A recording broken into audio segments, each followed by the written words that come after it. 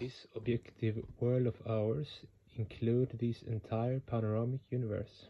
There is a sequence of images unfolding one after another, some of them very sweet, some of them very bitter, some of them bring us joy, some of them bring us tears. We cannot do without this objective world because we have to exist in it. Those images which bring us pain, because of their narrow geo-sentiment, we will have to resist with all the sweetness of our minds. And the final outcome of our resistance should be the liberation of human beings, animals and plants from all afflictions. Not ordinary liberation, but permanent liberation. We, the embodiments of New Humanism, we will have to resist them. And in case we fail, we shall never be able to move towards the subjective world. The extreme agonies of the objective world will thwart our movement. We may speak high-sounding words, but actually nothing substantial will be done.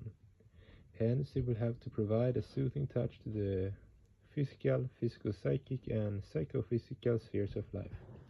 Otherwise, human existence will become meaningless. That is, through the application of New Humanism, the existence of each and every human being of the society must be made successful.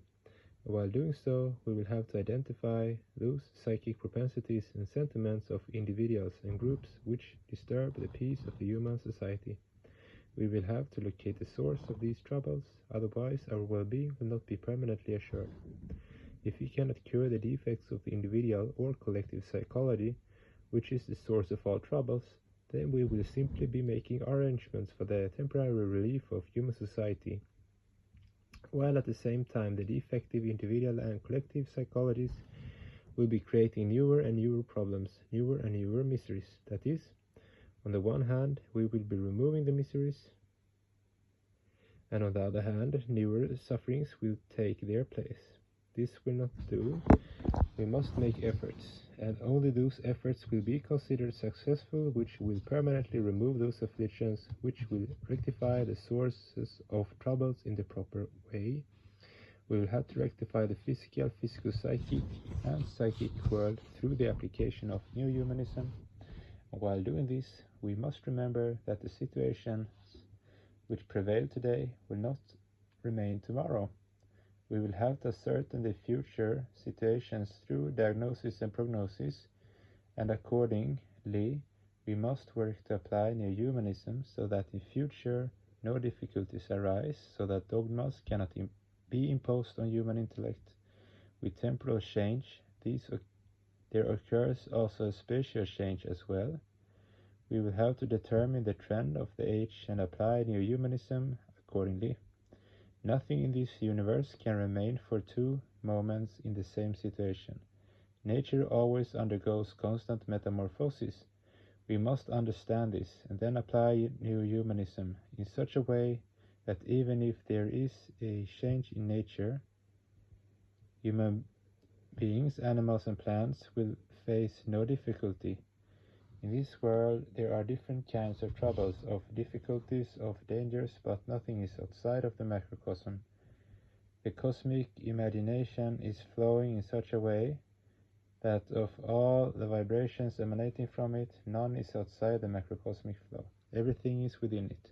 We must love the Supreme Consciousness, Paramapurusha, and come near Him, and we should understand in which way His imagination is flowing.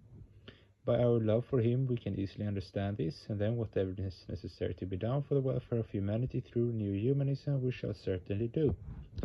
You have obtained a human form for this purpose, and your body will be fully utilized when you have reached the closest proximity to the Supreme Consciousness. Why? When you reach the closest proximity, the Supreme Consciousness, your mental waves, will come in contact with His mental waves, and you will understand what is to be done, and what will be the destiny of humanity in the near and distant future. Thus the solution to all problems lies in New Humanism. We can bring New Humanism into the objective world from the subjective world when our minds develop love for the Supreme Consciousness. And to arouse this love for Him, human beings must do sadhana in the subjective world. They must enter into its deeper regions. I have already said, and I repeat again, that now the time has come to manifest the glory of Kirtana, and I also want to say further that those who wish to attain spiritual progress in their sadhana will have to do more and more Kirtana. By Kirtana, the mind becomes pure, and with this pure mind, one can do sadhana. If the mind is made pure even for 5 minutes by Kirtana, then if you do sadhana for only 5 minutes, your sadhana will be very good. You will surely attain spiritual progress, and because of your spiritual progress, you will come closer and closer to the Supreme Consciousness.